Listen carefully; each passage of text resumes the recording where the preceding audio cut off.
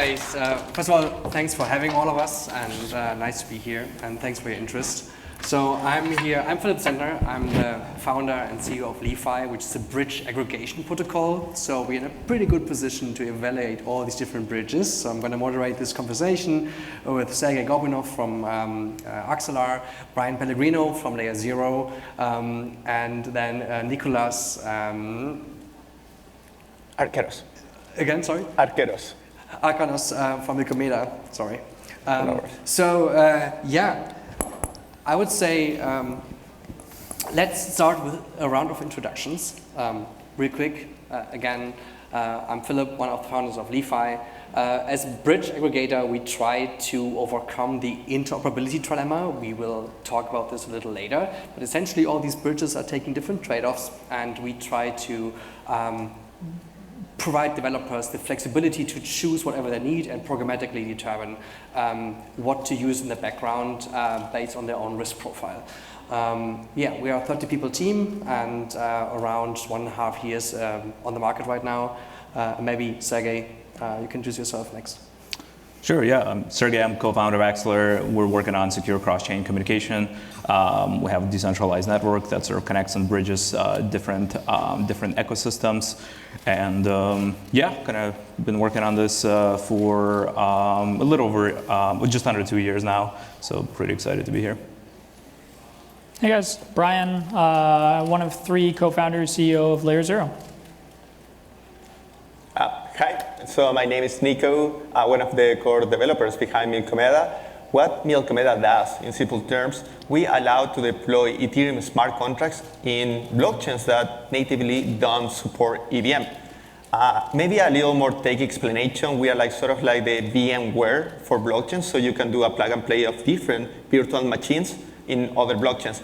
And so now you might be wondering, how do this connect with bridges, liquidity, and messaging? And we use rollups for this implementation. So it's super interesting because also Vitalik mentioned this morning about a future centric around rollups. So there's this communication between layer 1 and layer 2, and that's the part of like messaging that comes into play. Hopefully I also get to talk a little bit about Orbit, which is like this decentralized protocol for messaging, which is super interesting, and also one of our key innovations, which is called projected rollups, which is a way to move data from the layer 1 to the layer 2 in a very efficient and trustless manner.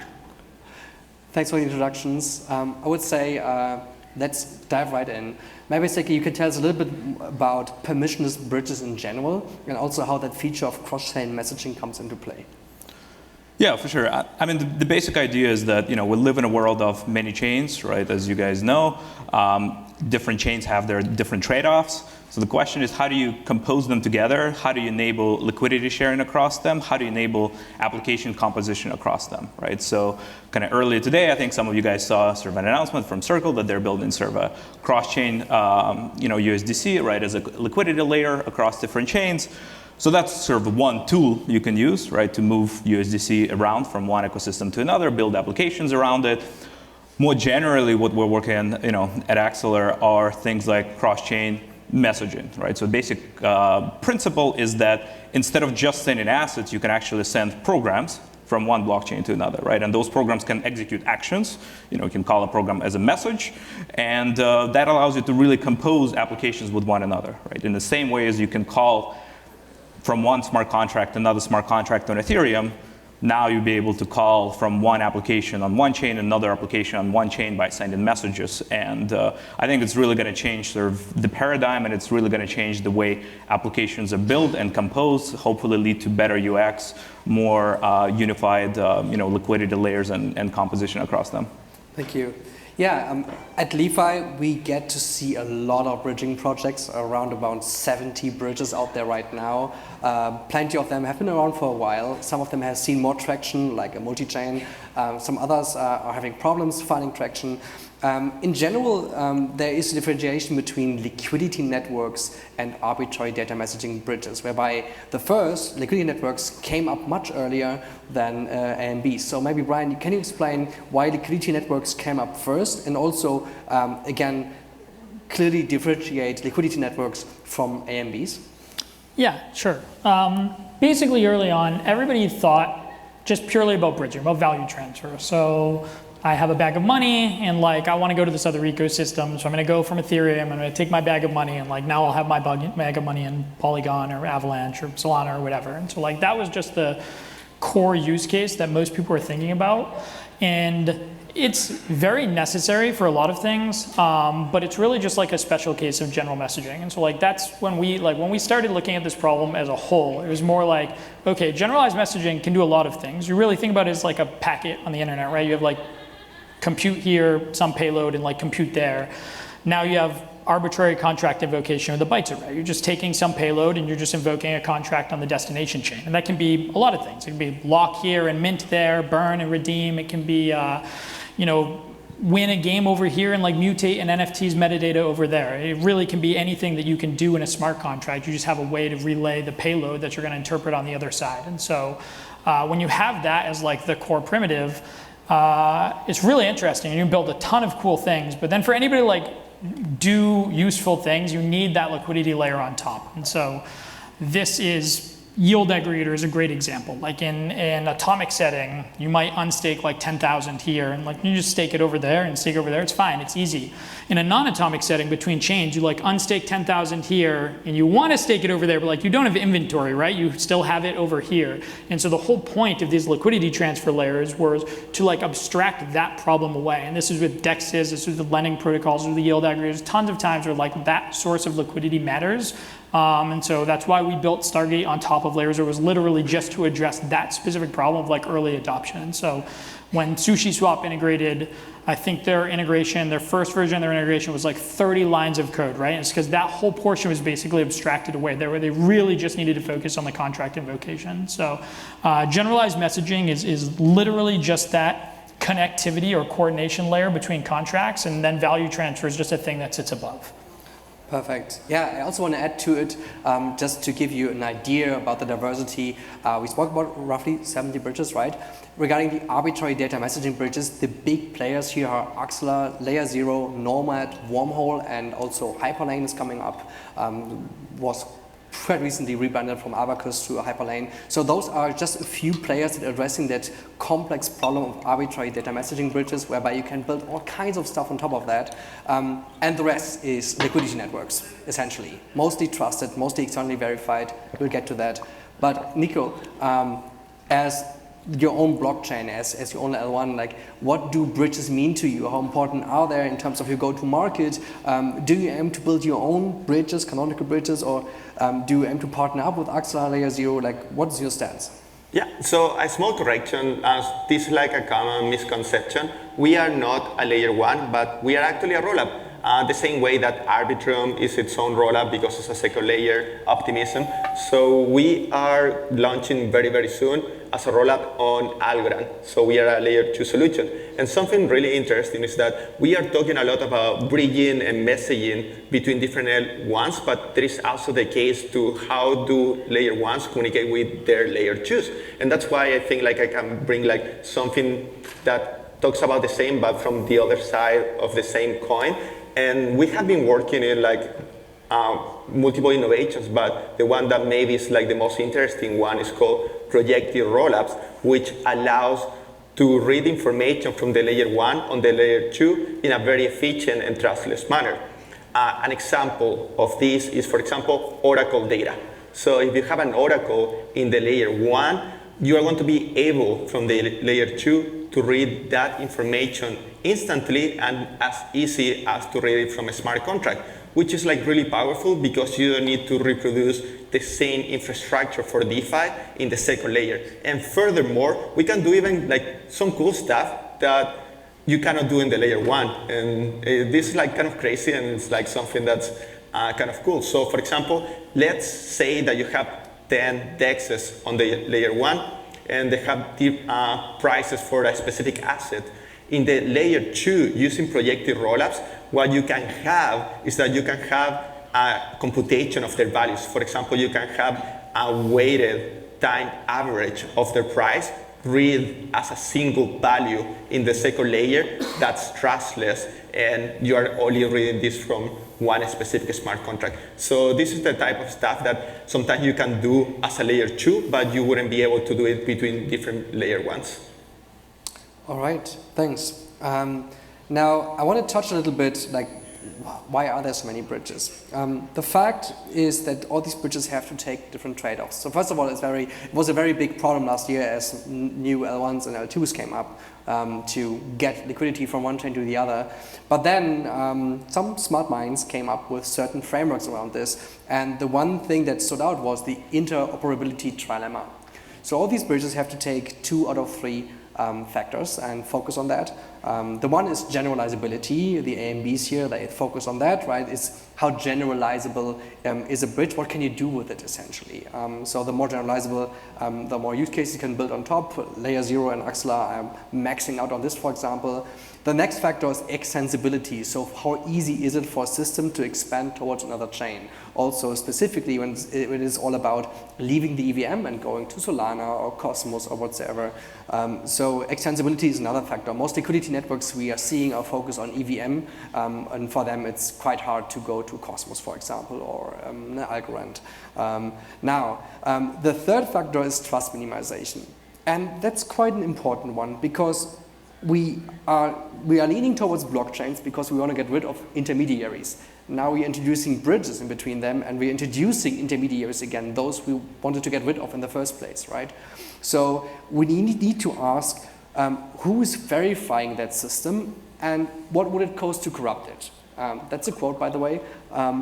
But anyway, so this is the question we are asking when we talk about trust minimization. Now, as mentioned, at Lefi, we try to give you the best out of everything by aggregating these different solutions so you can pick your trade-offs as you need them and programmatically change that based on the use case or the transfer of the size, for example. But maybe, Sergey, can you elaborate a little bit more on trustlessness? And does decentralization equal trustlessness? Or yeah, I mean, so first of all, I think there's nothing trustlessness. There's no trustlessness, right? Like in the blockchain space, I think, so I'm a cryptographer. The notion of trustlessness comes in when you have no assumptions, all right? Every time you're using a blockchain system, it's a layer of the assumptions, everything from economic to cryptographic, you assume in implementation and engineering assumptions and so on and so forth. So I think the notion of trustlessness, I think is highly, overused and abused even as a goal. I think what we really should strike for are kind of a very in-depth and thorough understanding of what those assumptions are and what do they mean for your application, right? What do they mean for your specific use case? And when it comes to decentralization, I think it's really pretty simple. I think we're building the ecosystem to be kind of decentralized. We're building it to be censorship resistant. We're building it to be resilient to all kinds of adversarial scenarios, and we're building it with high safety and liveness guarantees in mind. And so every time you're talking about then cross-chain composability, you have to deliver the same level of properties, right? Same safety assumptions, liveness assumptions, and so on and so forth. Those are really, really hard to deliver across different chains. And so I think the best you can do is really have a protocol which is just as decentralized as the underlying networks that you actually connect in. And so that's, I think, one point to make. And I think that the second point to make is that no matter what, if we're going to end up in a world with multiple, hundreds of thousands of different chains, there's no place on Earth where you can actually have direct connections between all of them, right? That would result in quadratic number of connections across all of the chains, which is not how networking is functioning. So you're always going to probably have to go through some type of protocols or some type of networks when you communicate, and so you better then have those intermediate paths to be as secure as your underlying chains that you're actually bridging across. So decentralization, it's pretty simple. It has to be as robust as the underlying chains that you connect. Interesting. All right. So now I want to turn this into a more open discussion. So essentially, you guys can chime in as you feel you have to say something. We want to dive deeper on trust minimization, and I think especially you two here have very opinionated approaches on all of that. Axelar, Sergey, you're building Axelar on main based on Cosmos. Can you dive a little bit deeper into how your system works? Yeah, so the very high level, Axelar is a server blockchain that connects other blockchains, right? So you can think of it as a network that can observe information on the networks. So what we call is gateways are effectively routers that are deployed on different networks. And so the Axeler protocol is decentralized, it's permissionless, it's powered around Tendermint consensus. And so the job of this protocol is to observe information on these gateways and then route information across them, right? So in the same way as, let's say at home, you have a router, right? And when your packet goes from your home network to Netflix, that router gets the packet first, and then there are networks that decide what to do with that packet, right? In the same way, Axeler kind of will take a message from the gateway, which is a smart contract usually on chain that you want to connect or call from. And Axeler will know what to do with this message, deliver it, execute it, and underneath it there is a permissionless and a kind of decentralized protocol that actually validates those messages and helps you deliver them in an efficient way on the destination chain. So that's a high level. And can everyone become part of that network and become a validator, or how do you aim to decentralize this more? Yeah, so the network is permissionless, right? Anybody can become a validator, and just like in other proof-of-stake networks, people delegate to the validators, and then validators use their stake to participate in consensus. We actually rolled out a pretty interesting feature recently called quadratic voting to actually minimize how much concentration can happen on the validator in a given, based on their stake. So we're kind of reducing their stake in the consensus protocol. But the protocol is permissionless. Anybody can call it. Anybody can make messages. Anybody can participate, send transactions, confirm them. It is a protocol in the same way as you have blockchains that are open and permissionless. So Axeler protocol enjoys the same properties. Cool. So everyone can be part of the network. It's a delegated proof of stake mechanism which utilizes quadratic voting. Interesting. Brian, you have a much different, much more opinionated approach on how this is supposed to work, right? You, back then in a room, you gave me the 2 core premises about how a system should be like. And I think one was, for example, that you wouldn't be able, if you would disappear from the surveys, would your system still be alive and up and running, right? That was one. Maybe you can dive into your core principles and explain your system. Yeah, I think everything we build basically tries to hold the 2 core tenets. One is that if you're building a protocol, so there's this misconstruing of protocol versus service, right? So a service is something you opt into, right? We use lots of services every day, but ultimately you're trusting the service. A protocol is something that basically stands outside of that. So in building a protocol, there basically should be 2 things that should be true. One, if Layer 0 Labs, our entire team disappeared off the face of the earth today, the protocol should still function. If we all disappeared, if we never touched a single thing again in perpetuity, the protocol is open, it's permissionless, anybody can run it right now, anybody would be able to do, the protocol exists. It will exist until the end of time, until Ethereum makes a breaking change in the current construct. That's when Merkle trees go to Verkle trees, right? So that's the time, and by then there'll be a new library, and then that will continue to go. So one is that. 2 is, if we wanted to be maximally adversarial, any application building should be able to opt out of that. There is nothing that we should do to an application who doesn't basically want to embrace that. So we have defaults for applications who want to be lazy. They just want to be auto-upgraded in libraries. They want to do these things. But if anybody wants to point to a specific validation library, there's nothing that we can ever do to change that validation library or to move them off of that. And I think those 2 things are extremely important. This is the reason why every single thing that we deploy, every contract, every endpoint for Layer 0 is entirely non-upgradable. It sucks. You think it's fun to migrate $10 billion of liquidity on Uniswap from V1 to V2 and V2 to V3? No, it's miserable. It's a huge burden, but that's the burden that you take in order to make something that's genuinely permissionless, right? And so, that entire construct of endpoints are entirely immutable, and then we have this library of validation libraries on top. So we took the stance that we were pretty agnostic to the validation layer. We actually didn't think that any current validation layer that existed when we started would be de facto 5 to 10 years from now. We actually were extremely opinionated that none of them would be. And so for us, we took a stance that we're more validation layer agnostic. And so we have this validation library set where we can publish new validation libraries. So right now there's this MPT validation library, ULNV2. If we thought optimistic messaging was a good idea, we could make one of those. We make a ZK validation library. You can do any of these things within the validation library. Anybody who is on defaults can basically be auto-upgraded. So if the application doesn't want to think about it, but if the application wants to permanently be on one and sunset their ability to change that, again, there is nothing that we can ever do. Once one is published, we can never change it. We can never move somebody off of it.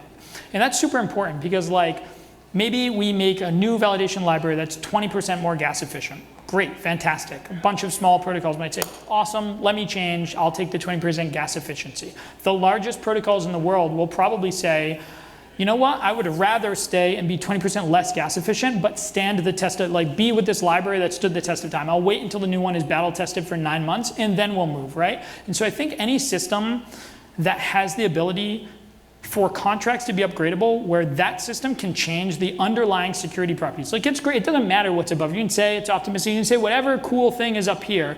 But if in the smart contracts, you can just at any point in time change the security parameterization of every application built on top, that's not a protocol, it's a service. You're opting into whatever the person, that set of admin keys who owns the ability to change that smart contract and that parameterization, you're opting in to whatever they sort of set. And for me, I think that is like the biggest thing in the way that these systems get designed is basically everybody rolls upgradable contracts. And I think it is a massive, massive security risk. And I think that alone takes away from the stance of being a protocol. At the end of the day, you're opting into that set of admin keys and what's been set. And there's the ability to reduce the vector of like, okay, you can only upgrade, so like Uniswap. Uniswap has the ability to like add in a fee switch. What they don't have the ability to do is like make it so when you remove your LP, you lose 100% and it goes to their wallet over there, right? Like there are certain things that are okay and there are certain things that are not okay, but just blind upgradability is madness.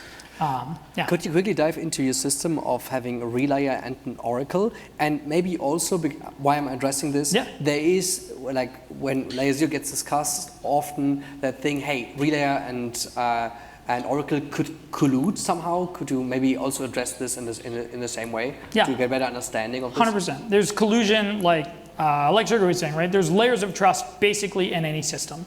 There is no perfectly trustless state, period. Even when you're going, between anything. Somebody is moving light client header, somebody is moving and updating state on some other chain, and that layer comes from somewhere. The chain over there cannot read from the chain over there. It can't read state, period.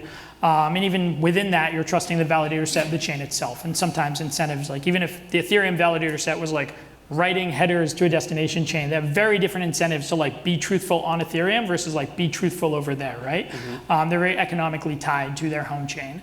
And so for us, again, validation layer agnostic. So if we wanted to change this to, again, validation library that says, hey, we're some DPoS system, and this is what that looks like. Hey, we're some optimistic messaging system.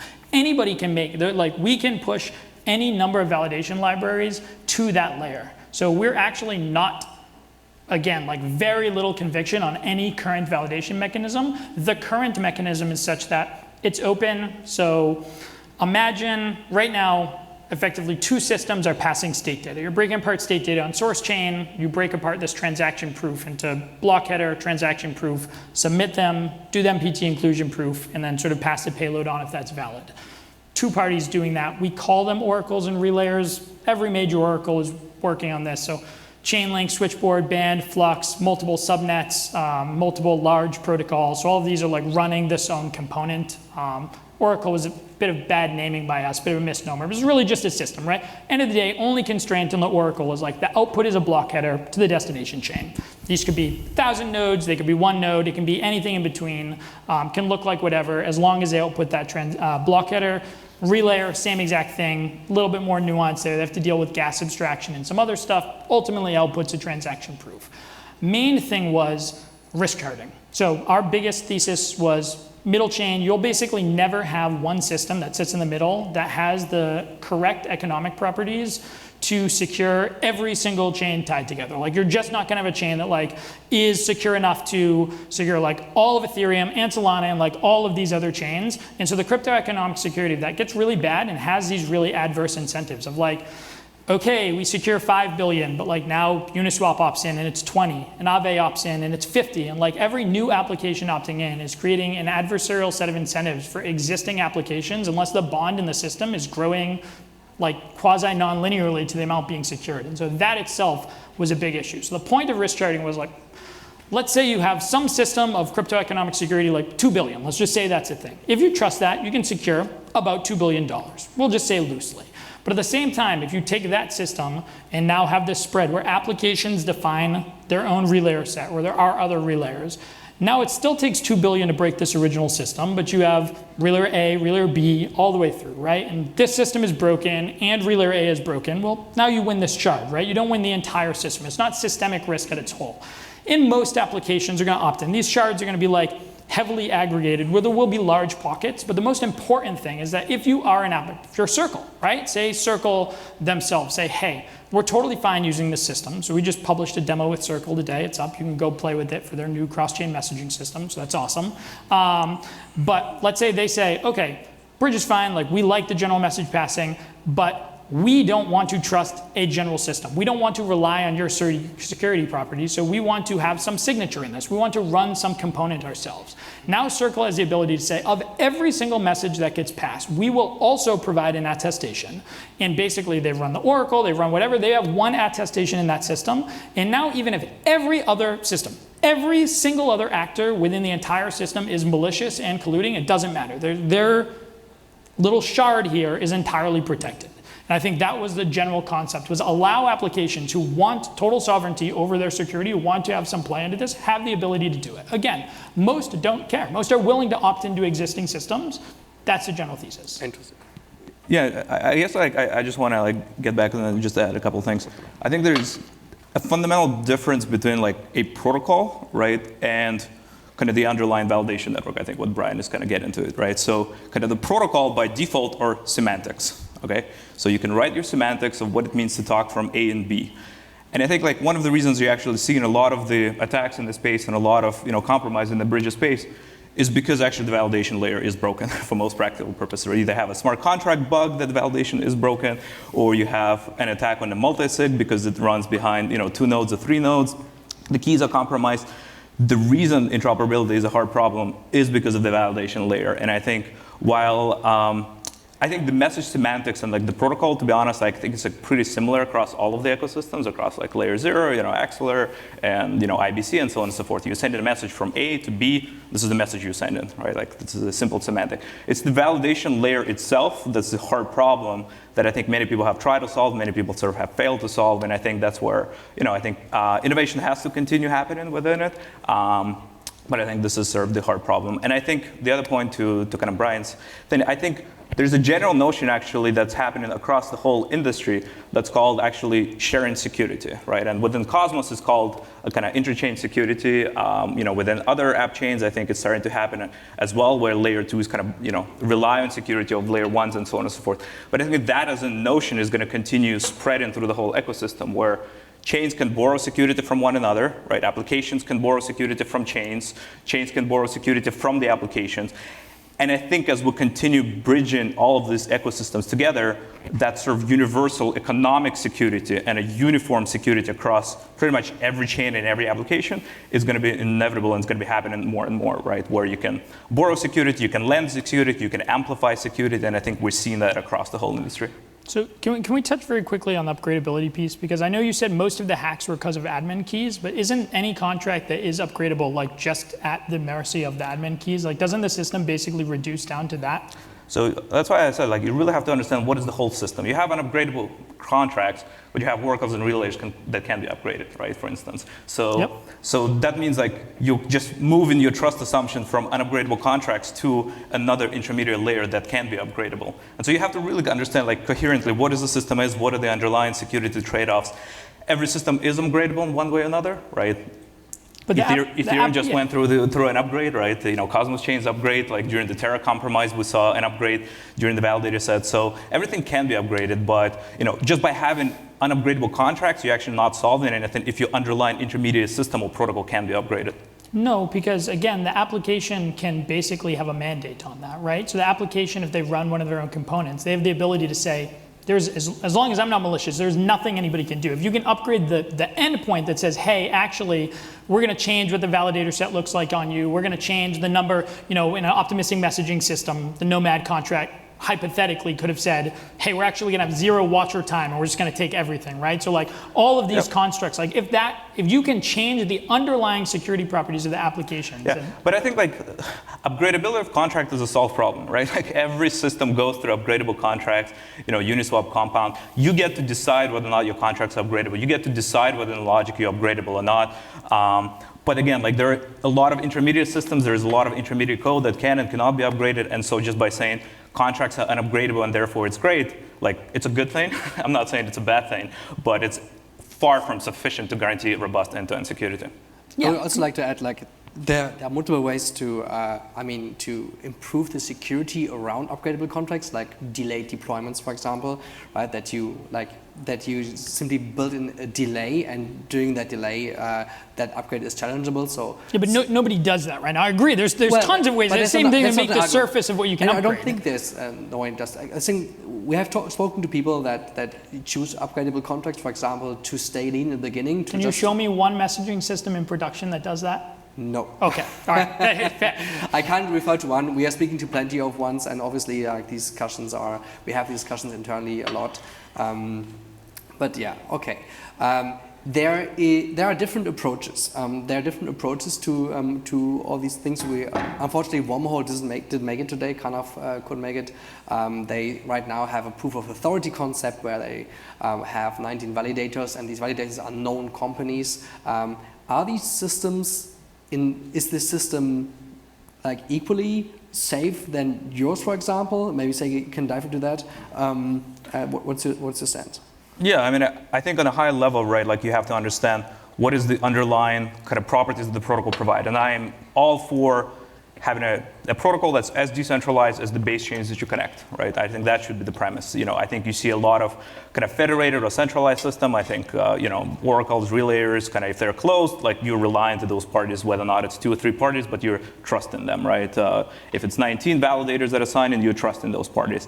And I think what we've seen over and over in the ecosystem, actually overall, is that protocols that have a decentralized and permissionless aspects tend to behave better and do better because actors that are doing the correct job on the network to run those protocols tend to perform better, have more stake in the system, have to get more delegations from other players in the system, and so on and so forth, right?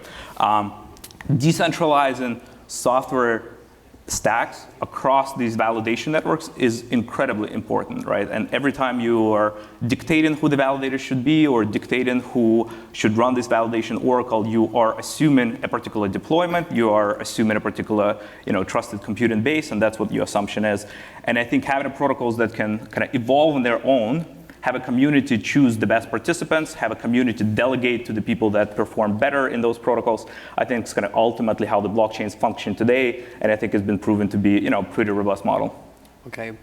Nico, also I had the next question for you actually, but please chime in. Yeah, it's just a small comment, and something that I think you guys have mentioned super interesting, but something that I didn't hear about is that sometimes the smart contract is not the only piece in the protocol. We also have clients. And I think client diversity is super, super important. And in the rollup world, for example, Optimism was talking about like, we don't just want to have one client because, for example, we have a smart contract that is, let's say, 100% safe. But if the client has a bug, now the smart contract is going to process it correctly, and it's going to be a bug that you can lose so much money.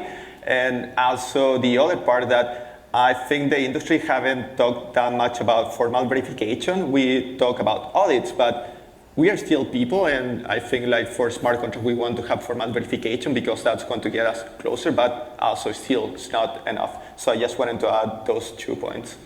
Perfect. I want to just dive into optimistic systems. NIR's Rainbow Bridge survived a few attacks, and thanks to their optimistic system. Also, Nomad, as a competitor to Layer 0 and Axelar, is utilizing an optimistic system. What is your stance on that one? I can take the adversarial stance here in that basically people severely misunderstand the difference between an optimistic messaging system and an optimistic rollup in the way that they're existed. So, everybody likes to say that ZK messaging and optimistic messaging will perform in the same way that ZK and atomic setting or optimistic rollups perform, and basically it just doesn't work like that. It's impossible. You won't have a trustless set. Could you maybe explain first Yeah. a little bit how does an optimistic system work? What is what's fundamental? Yeah, so an optimistic rollup basically has like this canonical contract, has a CAC on Ethereum, so this is arbitrum and optimism, and that is the source of truth. That lives on Ethereum. Everything else is effectively rumors, right? And so anybody can commit to that contract, but that contract is the ultimate source of truth. If somebody claims fraud, you can basically run this GET client on chain and prove this state was fraudulent or not, right? And so people take the same system and they say, all right, we're gonna have watchers, we're gonna have fraud proofs, but now there's no canonical contract, right? There's no one contract. They just say we're gonna have omnidirectional communication and we're just going to be moving this proof and you can stop the chain, but ultimately somebody needs to be able to validate that. And same thing when you step outside from EVM systems to non-EVM. Like good luck running a Solana client on Ethereum to validate it. It's just like not going to happen, right? And so the way, like, yes, you can have a rollup. Yes, you can have a ZK rollup, and you can prove signature batches, but like you are not going to be able to, like, even for ZK is just an attestation, right? So great, you've made an attestation of like something here, and then you have this layer that sits in the middle, and like somebody needs to move that attestation to the destination chain, right? Destination chain can't read from source. It doesn't know what the canonical chain is. It doesn't know what the longest chain is. The person who's providing that attestation has the ability to basically fork, run its own chain, provide an attestation from that, and bring it to the destination. So somebody needs to be able to like verify that. The destination chain cannot know with canonical truth that that is sort of an attestation from that source chain. It can validate a signature batch, it can do certain things, but like it's not just this magic property. Optimistic messaging, and I have this magic property where like amazingly, overnight, now we have this system where like you only need one honest person and like BFT doesn't matter and nothing matters and just like you have this incredible upgrade. And I think people just present and very much misunderstand. And again, if you looked at the way that Nomad was actually implemented in code, it is drastically different than how people actually understand it as a system that sits above. Sergey, I don't know if you agree with that take. I assume given the system that you've built is the way that it is, you do. Otherwise, you would go to this magical messaging system where... Yeah, I mean, I think just to kind of restate a little bit what an optimistic system does, right, and how it works. You effectively assuming liveness to guarantee safety of this protocol. That's the way I like to summarize it, right? So you're assuming somebody, so anybody can post a message, but you're assuming somebody is going to be alive to contradict that message if it's a malicious message. Now, in traditional distributed systems, you always have the property where when the liveness is broken, you preserve safety, okay? When a blockchain system today goes down because it's under denial of service attack or there's like a high gas fees or anything else, you're not losing your funds, right? Like you still have safety, the network may be down, maybe validators have to restart, and then you continue the operation. Safety is preserved. I think in the optimistic case, you're optimistic that in the liveness properties will always guarantee safety, but if the liveness is preserved, anybody can break those protocols and anybody can steal funds, which I think is really, really dangerous stuff because if you look at it, most systems go down, right? During upgrades, internet could go down, right? Like you saw Facebook misconfigured, CGP protocol, BGP protocol, border gateway protocol, and they were disconnected from the internet, right? And so in those kinds of situations, you don't want to lose safety, and I think that's why optimistic protocols are actually pretty dangerous. Where if the network is down, you still want to be able to resume it at a state that you ended with. I see, guys, we have like 5 minutes left.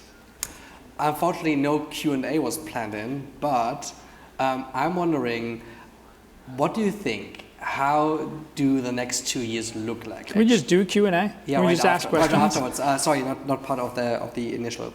Sorry. Yeah. So before I get into the Q&A, so real quick, what do you think? How will the next 2 years look like? 2 years in crypto are a very long time, but we're also bearish. Things are slowing down. So let's see. Everyone has like a minute to state their opinion. Next 2 years. Sure. I mean, I hope that the next few years we're going to improve the underlying infrastructure behind all of these blockchains, right? So the end goal for us, what we're working, at Axeler, is to allow users to interact with any asset, any application, any chain with one click. As simple as that. It's not there today. I think there's still a lot of work that has to be done at the infrastructure layer. A lot of work has to be done at the application layer. A lot of work has to be done at the UX, wallets, and so on and so forth. And so to me, the next few years are pretty critical for the ecosystem to catch up in some sense, from the last bull cycle, fixed all of this infrastructure issue, fixed a lot of the connectivity issues, fixed a lot of UX issues, so we can actually build applications that people can use, right? I think today, using a Web3, it's pretty cumbersome. You have to have multiple wallets, you have to pay gas fees across multiple chains, you have to think about how to bridge from one network to another, and so on and so forth. Very complicated UX, and I think for us to continue growing as an ecosystem, for us to continue scaling, solving all these issues, making better UX has to be at the bottom of it, and that has to come from robust infrastructure that can only power all this. So to me, these 2 years are critical. If not, I think we're going to be stuck in the same circle that we're right in today. Maybe Brian, before you chime in, really quick. What is your perspective on next 2 years, specifically, Greg, in the bridging space? We see so many bridges around there. More wondering, do you think it's a one winner takes it all market, or how do you think about 70 bridges out there? And we see more and more coming, also more competition for you guys. What do you think matters? Is it fundamentally the technology, or is it who does better business development? I'll be concise. I think it's a winner take most market. I think security matters more than anything else, because as we've seen with almost the vast majority of other bridges, it just matters. You have a shelf life if you don't pay attention to that stuff, and that's just happened over and over and over again. So I think that is always the number one index, period. And everything else, whether business development or anything else, is sort of secondary to that. So I think that just always is baseline. To add to what you guys were saying, also I think in the future, something that recently came out is Stay Proof from Algorand, and I think hopefully other ecosystems are going to be implementing something really similar to Stay Proof, because that way we want to be able to have better communication, and maybe even cover that whole that you guys covered pretty well about optimism messaging, which actually is not the same thing as optimistic proof, because it works pretty differently. And also I think something that it hasn't been touched very much is about communication from off-chain to on-chain. And I think right now, peer-to-peer networks, they basically just touch the surface related to gossiping protocols. And I think Orbit could have a big impact to expand the capabilities of what we are currently doing. Interesting. I want to chime into this a little bit in here, and I think what we also going to see is a lot of abstraction aggregation, not only from us, but on all levels. We're going to see more and more developer tools coming out that will make it simpler to build cross-chain applications. I think these people will be crucial distribution partners for you two guys. I think we can dive into Q&A then. Is there any question? First of all, thank you for all of this.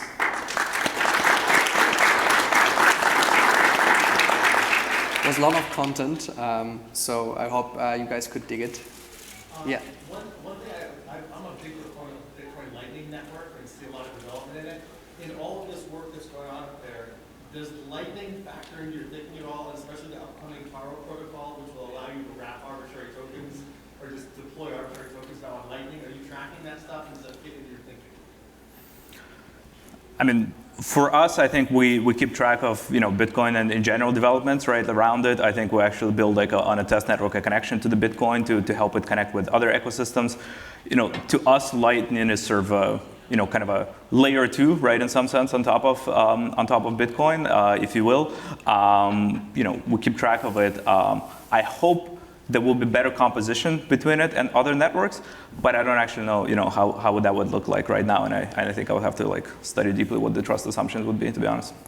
Yeah, for us, we definitely pay attention to everything. I think in general, with what we were trying to do in the early use cases, UTXO models in general just sat a little bit lower because they're less expressive. So when we're talking Bitcoin and Monero and many of these others, are things we have looked at a lot, but not put time immediately at. I think that will change over the next year. Anyone else? Yeah? This is actually an aggregator question. When you're making the choice on how to route a transaction, are you looking at price and speed? And if so, how?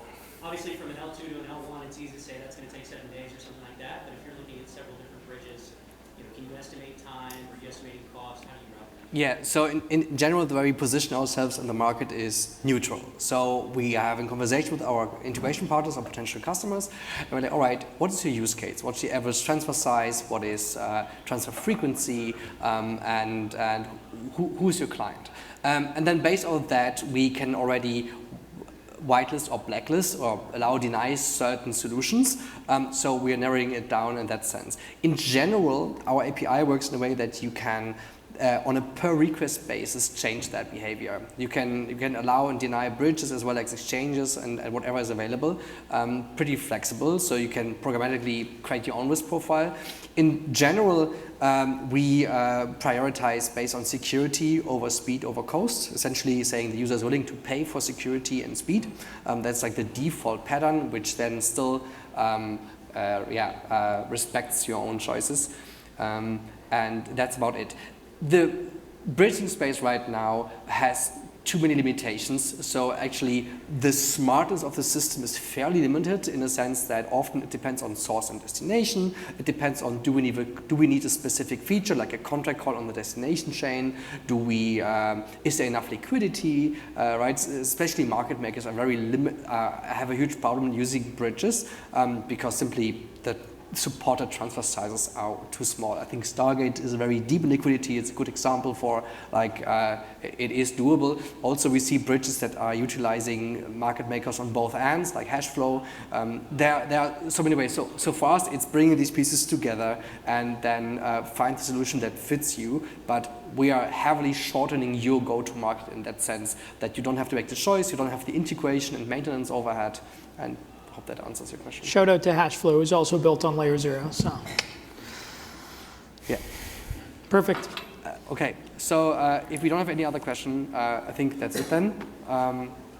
Thanks for joining us for this panel, and thanks you, Circle, for having us. It was great. Thank you guys.